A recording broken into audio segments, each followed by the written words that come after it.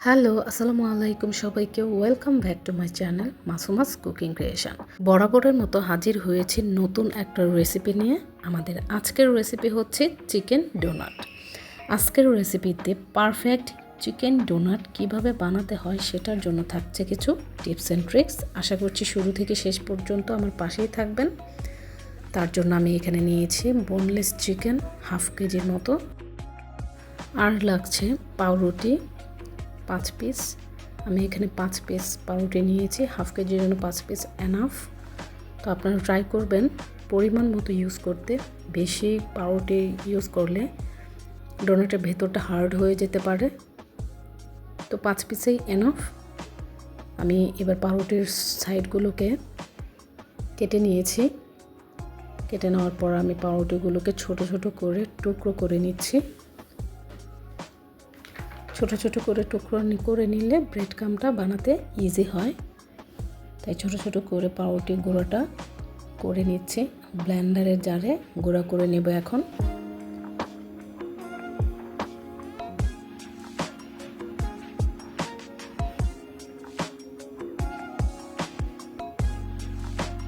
আপনারা চেষ্টা করবেন পাউরুটিটা বাসায় গুঁড়া করে নিতে।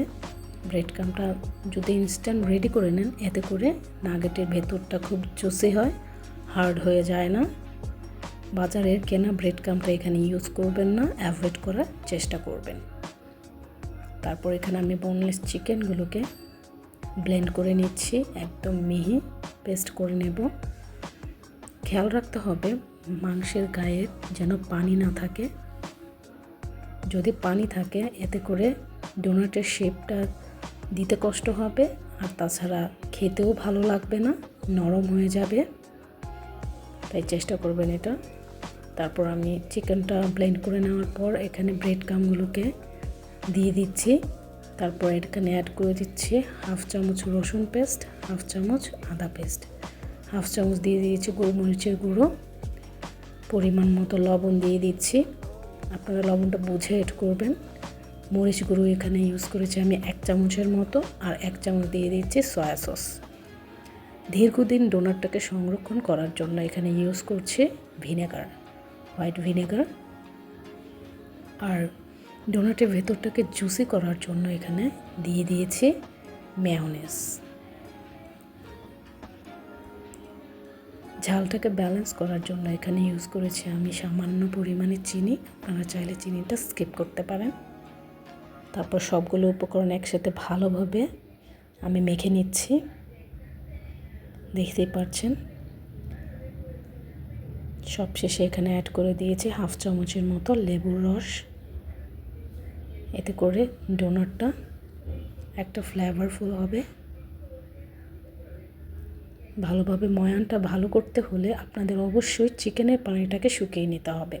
তারপর আমি রেস্টে রেখে দেব আধা ঘন্টার জন্য। আধা ঘন্টা পর আমি চিকেনটাকে আবারও একটু মেখে নিচ্ছি। এই তো আমার চিকেনটা অনেকটাই সফট হয়ে এসেছে। এখন আমি সামান্য কিছুটা তেল হাতে মেখে নিয়ে ডোনাটের শেপ দিয়ে দেব। আপনারা চাইলে নাগেটও এভাবেই সেম প্রসেসে বানাতে পারেন। তো আমি আজকে আপনাদের সাথে ডোনাটটাই শেয়ার করছি। হাতে পর্যাপ্ত তেল নিয়ে তারপর ডোনাটের শেপটা দিতে হবে, তা না হলে হাতে লেগে যেতে পারে। তারপর আমি আবারও একটা আঙ্গুলে হালকা সয়াবিন তেল দিয়ে তারপর ডোনাটের শেপটা দিয়ে দিচ্ছি। এতে করে ইজিলি শেপটা দেওয়া যায়। হাতে ভালোভাবে শেপটা দিতে হবে। দেখতেই পাচ্ছেন আমি ডোনাটের শেপে সবগুলো বানিয়ে নিচ্ছি। ব্লেন্ডিংটা যত ভালো হবে ডোনাটের শেপটা দেওয়া যাবে তত সফটলি। তাই খেয়াল করতে হবে যেন ব্লেন্ডিংটা ভালো হয়। তারপর আমি একটা সাইডে রেখে দিয়েছি সবগুলো ডোনাট তৈরি করে, আর এদিকে নিয়ে নিয়েছি অরেঞ্জ ব্রেড ক্রাম্ব আর একটা ডিম সামান্য লবণ দিয়ে ফেটিয়ে নিয়েছি। এখন আমি একটা একটা করে ডোনাট ময়দায় ভালোভাবে সেট করে ডোনাটের শেপটা ঠিক রেখে আমরা ময়দায় গড়িয়ে ডিমে ভিজিয়ে ব্রেড ক্রামে দিয়ে দিব কোট করার জন্য। এভাবে সবগুলো ডোনাট করলেই আমাদের ডোনাটটা রেডি। ইনস্ট্যান্ট বাসায় যে কোনো মেহমান আসলে সন্ধ্যার নাস্তায় আপনারা এই ডোনাটটা সার্ভ করতে পারেন যে কোনো সসের সাথে।